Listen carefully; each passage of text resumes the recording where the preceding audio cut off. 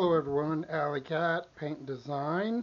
I'm going to work on this project here that I showed before in another video. Since it's almost finished, I thought I might as well get her done. So, I'm using Rust-Oleum on this one. It's a gloss, oil-based, as you can see. And I always recommend, before you get started, you make sure you have everything handy, ready to go. So I got my opener. I always keep an X-Acto knife close at hand because these paints, once you've opened them and opened them and opened them and started to use them, and the paint gets lower and lower down inside the can and you have exposed the paint to air, it will start to create a form or a film, pardon me, over the top, and you'll need something to cut that open with. When I paint, I either cut a slit in it and just work within the film down below, or I completely remove the film depending on what it is I'm doing, what it is I'm thinking. But I always recommend, doesn't matter how long ago you had used the paint, mix it.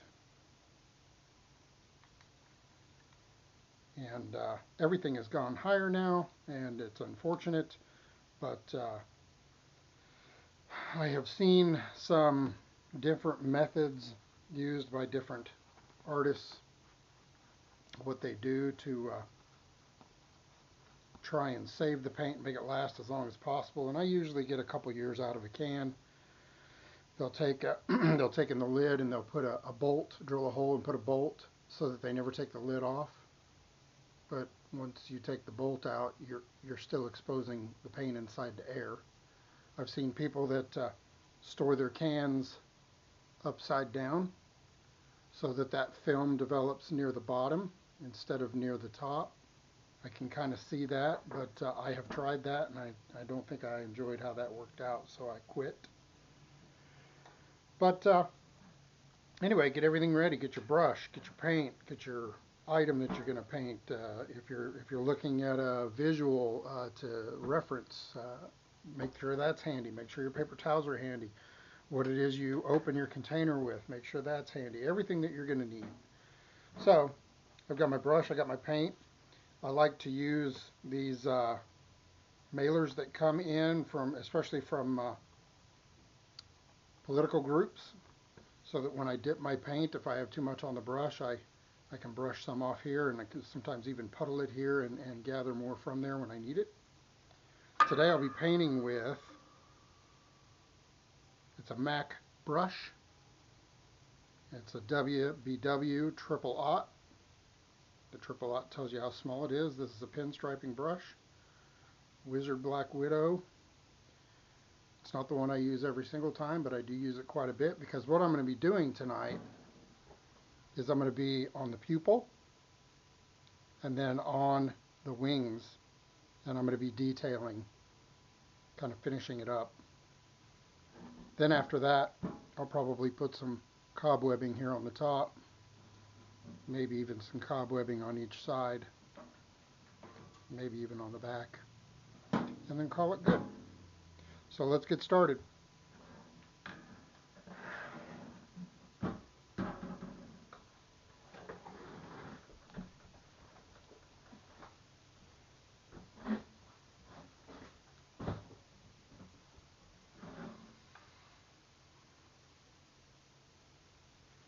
I always start with a generous helping of paint.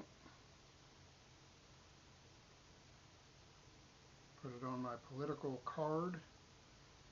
Smooth it out. And what that does is it helps bring all the bristles together so that you're ready for fine point painting. So what I'm going to do is, you always need to consider where you're working. I'm right-handed, so I don't want to work here on the right side and work my way left, because then I could put my hand right in the paint. So I want to start at the left and work my way right. And most of it's outlining. Now keep in mind, if you're doing your artwork, or if you're copying somebody else's artwork, etc., just do what you want. Do what you like. I think we put way too much emphasis on what other people think of what we do, and we negate our own feelings because we're just so afraid of what everybody else is going to say. Who cares? Do it. Do what you like. Just like my brush. My brush is a good example. You don't have to use a Mac. If you have painted a few times or even for years and you have a particular brush that you like the best, use it. Nobody says you've got to use what I use.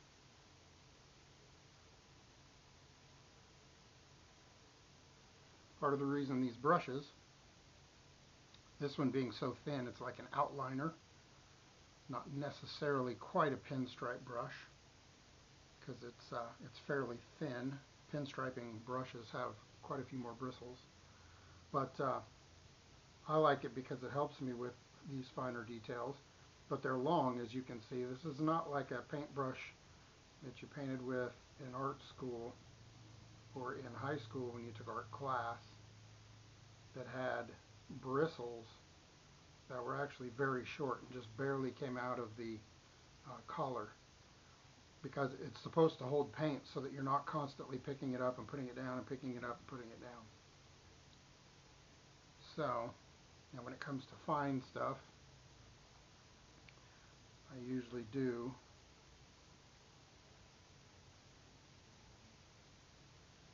pick it up and put it down quite a bit because I'm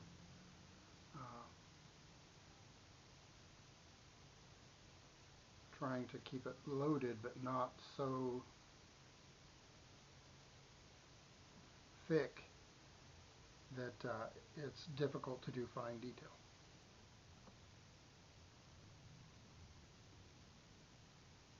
Another reason that this is shaped the way it is so that you can turn it in your hand. So as you're going, again, you don't have to pick it up and move and pick it up and move. You can move it in your fingers and help guide it. The paint is also important. Again, you don't have to use oil-based. That's what I use because a lot of the things that I paint, the intentionality is that it be something that remains for quite a while, sometimes even outside. There are certain paints that are going to last better outside than others in the elements, and oil-based is definitely going to last longer than some other paints, definitely longer than a water-based. Depending on the application, I might even mix in a hardener into the paint that they use for automotive paint. When they use that for automotive paint, obviously it's going to be on a car, and most car paints last for years. Most, not every. And so you definitely want something that's going to have a little more stay power. And there are different thoughts on that type of painting as well. Some people would never mix hardener in the paint. Other people have always mixed hardener into the paint. What that does is it does make the paint dry quickly. So you would not want to linger with the paint if you've got hardener in it. The longer you take with it, the harder it will become while you're painting with it. It can ruin your brush and other things. Sometimes you do have to clean your brush mid-work. Sometimes that's just what you got to do.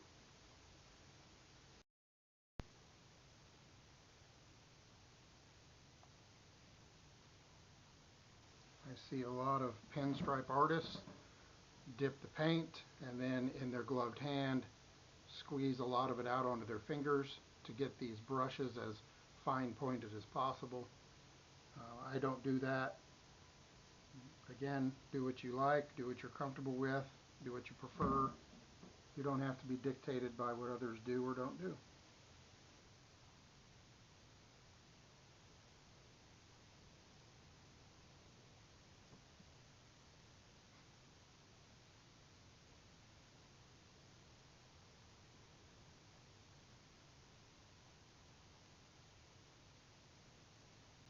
As you can see, the harder I push,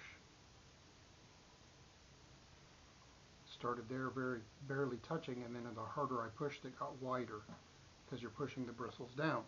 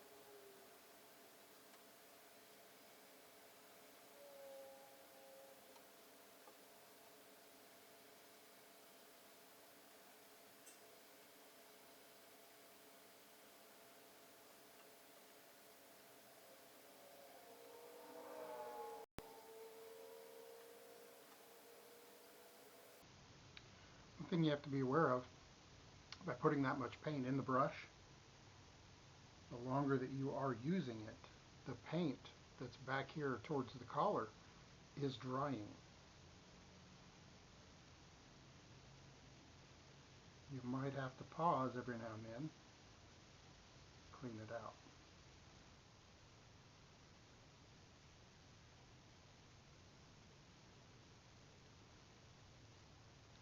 Layering is important as well. When I was painting these feathers, that part of the wing is on top of the orange and the orange is on top of the yellow. So you always have to be conscious of what you're doing and where you're doing it. If I painted the orange and went back and started painting the yellow and I went right over the orange by accident, you would be able to see it. But if I start with the yellow and kind of make a mistake, when I go back with the to go over the orange or even over the top part of the wing, you can cover those mistakes. So layer. Same thing with everything that you're doing, is you can maybe see on the camera there, this is 2 shades of yellow, 2 shades of orange, and even probably more difficult to see is there's 2 shades of this kind of a flesh tone almost for the wing. You start with the darker and then go over with the light. That's what I did in this case. Doesn't mean it always has to be that way, but that's how I did it in this case. Now I want to keep some rigidity in this brush, so I'm not going to clean it out for a minute. Let me finish the eyeball, and then I'll probably clean it out. But I want some rigidity because it gives me a little bit more control.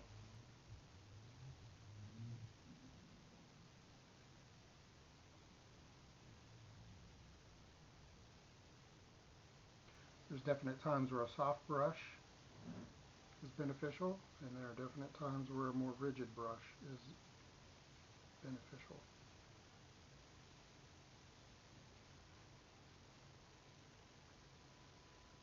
I like how that went.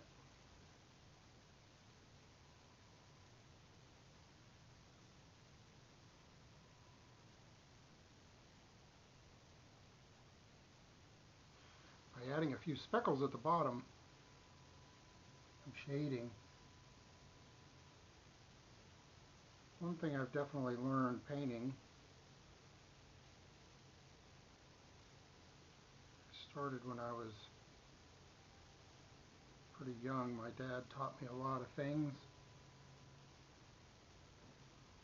got me started with painting, building model cars, and that was with oil-based paint. But one thing I've learned with painting and with artistry, there's lots of different forms of shading and painting and those kinds of things that you can do together. You don't have to stick with one form. This is technically stippling tiny little dots, or big dots. But by putting dots down here at the bottom, I give the eye a circular, spherical shape, because when you look at it, you see shading on the bottom side.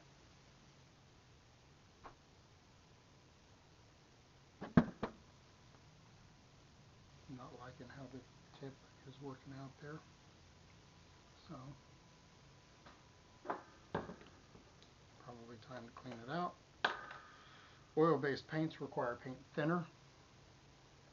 You can't just use warm soapy water like you can with water-based. So always have your thinner handy. There we go. Now I did not get it all out, but the brush is certainly more pliable.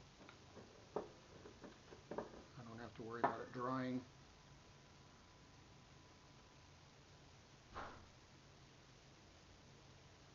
Make sure you do not have it on your hands so that when you touch a project or anything else you're doing, you're not spreading paint everywhere.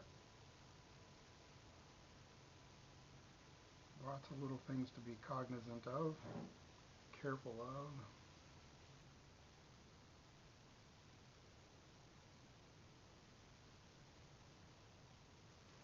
And just like that, we have a little bit of shading on this lower rim, so it kind of gives the eye the appearance of being spherical.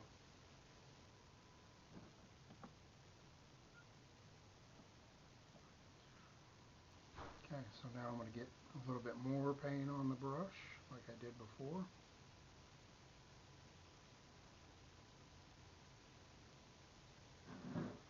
As I started to say earlier, maybe I did or maybe I did not finish what I was saying. It's unfortunate that everything has gone through the roof, but I don't worry about the paint. When you have a hobby that you truly enjoy, I guess you just don't worry about the cost, at least some of the cost. That doesn't mean I flippantly just use it and waste it, but you're going to have waste.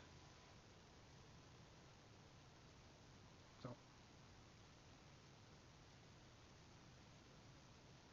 see how more cleaned up those lines seem to be with a little bit cleaner brush, smoother.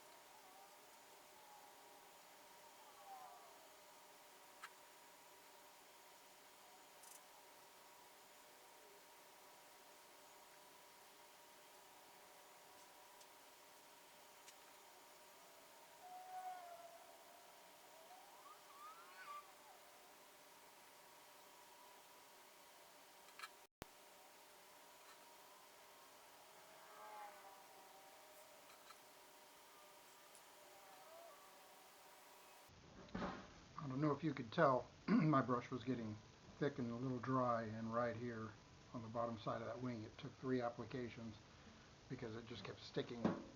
Shouldn't have, but there you go. I think I'm happy with that. Could I do it differently? Sure. Could I add to it? Sure. But I think I'm just fine with that. One thing that I have done on other paintings similar to that is I outline the item. I'll have examples of that on other items, other projects I'll show you. But I outline it like graffiti. I thought about doing that on this one, but I thought with the cobwebs and the pinstriping around it, things like that, I thought it was kind of unnecessary. I usually leave my paint or my brush to soak for just a second. Now I believe this white is bad.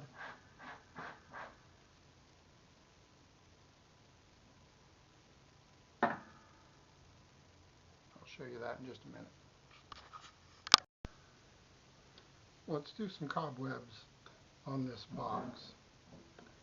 So, I had told you about paint going bad, and as you can see here,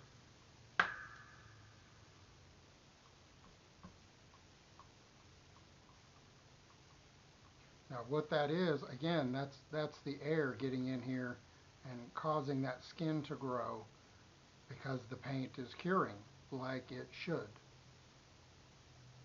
The problem is as it does that, it also robs some of that curability from the paint.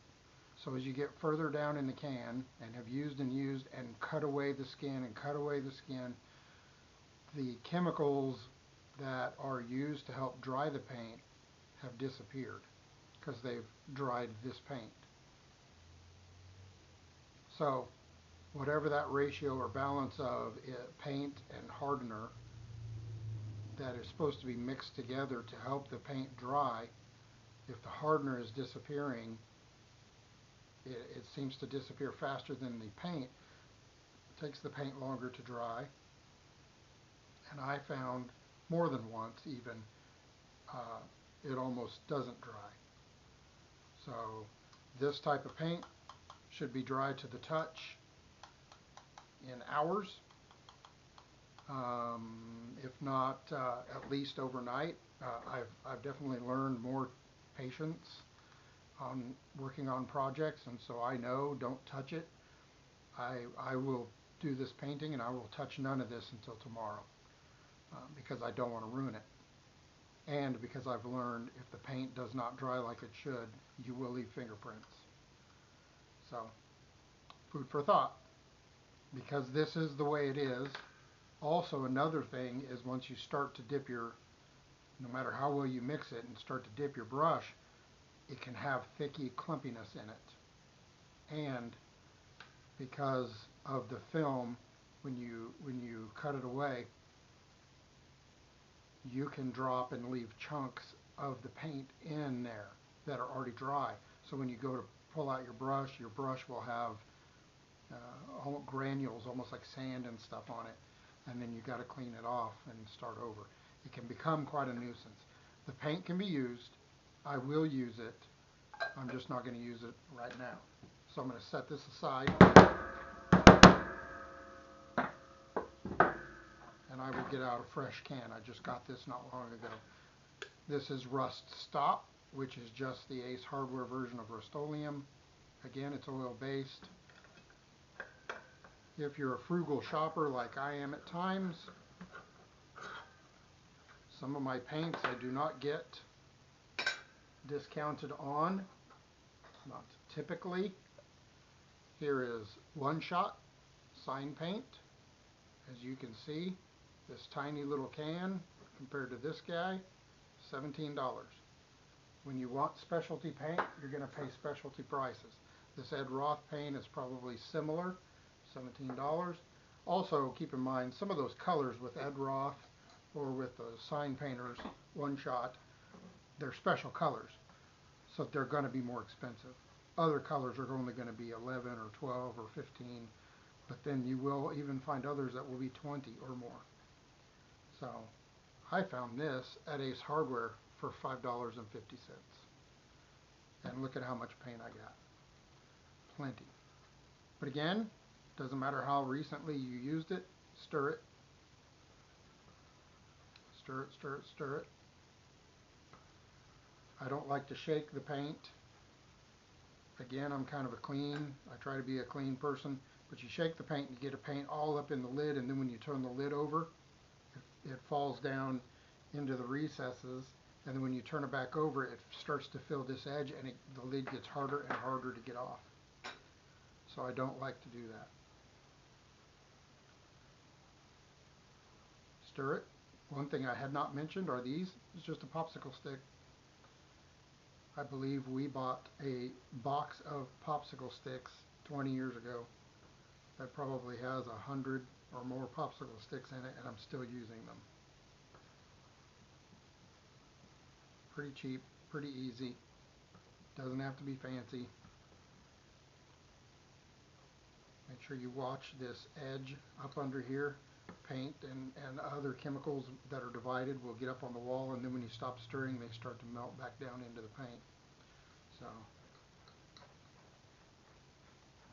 sometimes I do this, stir right up underneath the edge, and then stir it again quickly. Scrape off the excess. Again, I don't want to be wasteful. I don't have to be. And then, as you can see, my sticks are not color coded, but this is my white stick. I've got black paint on here that I just used, so I'm going to make sure I put it over here, and I wipe off as much excess as I can. There we go. I use these like this until they are so crusted over with paint that I can't use them. See, this side is almost that way. Then I tear them into strips, and I use the strips to clean up any messes. So I use those paper towels as much as I possibly can. Alright, so now again we need to be conscious of our political card. I've got black paint all over here, so I need to be sure that I use this side. So, again, get me some paint, get the bristles good and wet. Now one thing you got to think about too is coverage.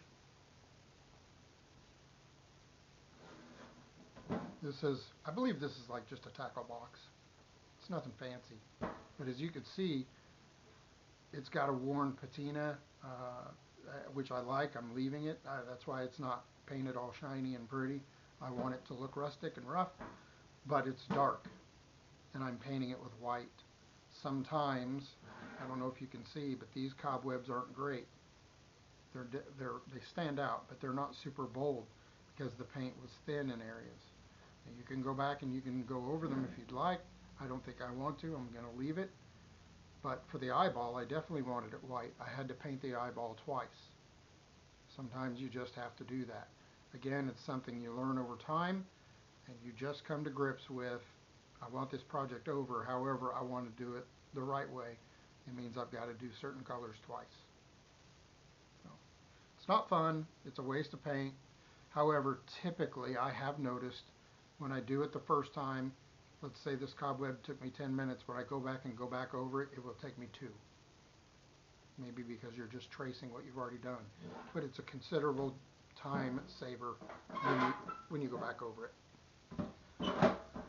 So, enough about that. Let's do a little cobweb up here. Let's do a couple of them. Cobwebs also are definitely open to interpretation. You don't have to follow what everybody else does or doesn't do. Just do what you want.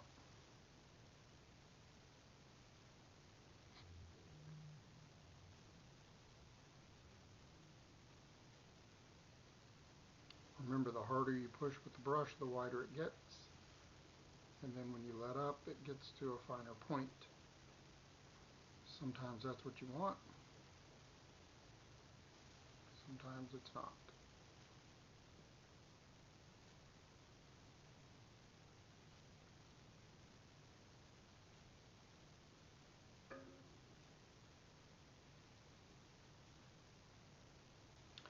It's a spider web. Do what you want.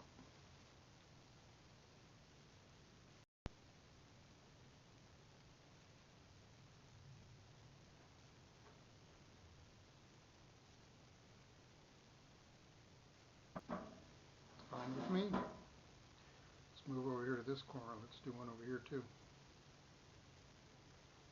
This one I think I'll do a little differently.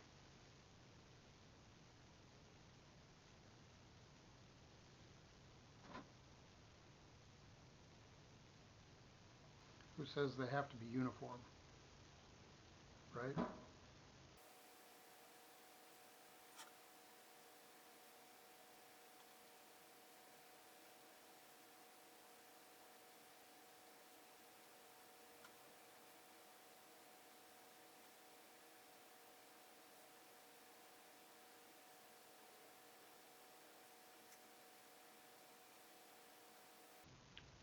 There we go.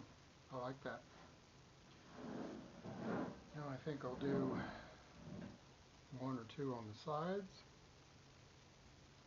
and then call it good.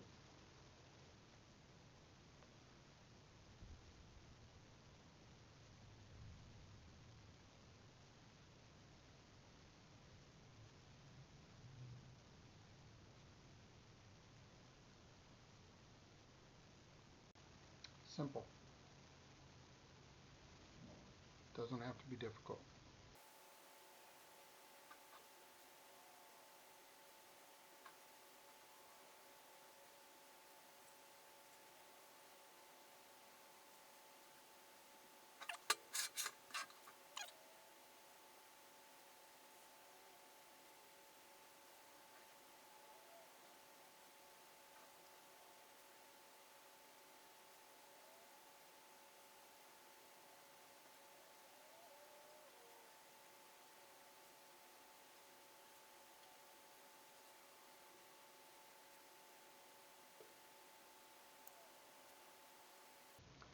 I don't like how that started to come out, but as you can see, I kind of was able to fix it.